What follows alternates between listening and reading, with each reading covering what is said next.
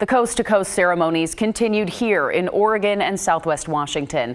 Christelle Kumwe shows us how many in our community marked 20 years since the 9/11 attacks.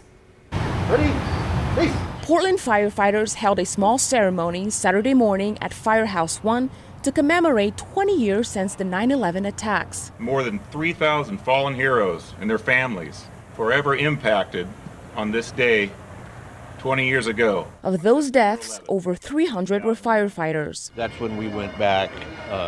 And this is the pile right here. You can see the destruction behind you. Retired firefighter Wes Laux remembers the devastation. When we got there, it was total destruction. I've never seen anything like it in my life. It was more than we even fathomed, and we just went to work. He was one of 4 Portland firefighters who flew to New York City to help fellow firefighters at Ground Zero. It was a privilege for us to even have that opportunity to help in New York City.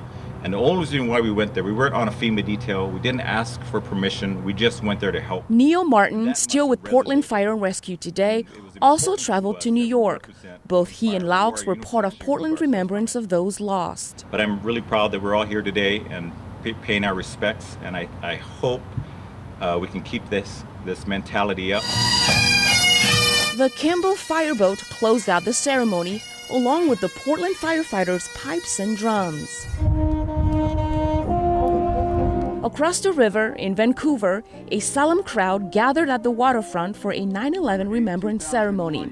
Retired Army Michael Varga was one of them. So I actually was sitting in my recruiting office when the footage of the planes coming through the World Trade Center happened, and it was quite the shock.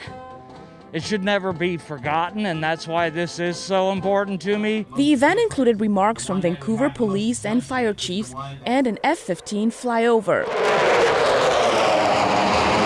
The importance of remembering this day resonated at events from Vancouver to Portland. It should never be forgotten. The sacrifices made by everyone involved. This is why today we reflect and remember. Christelle Kumwe, KGW News. Members of the Portland International Airport also came together to mark this somber anniversary. Representatives from the TSA, Port of Portland Public Safety, and Fire Department reflected on the events 20 years ago.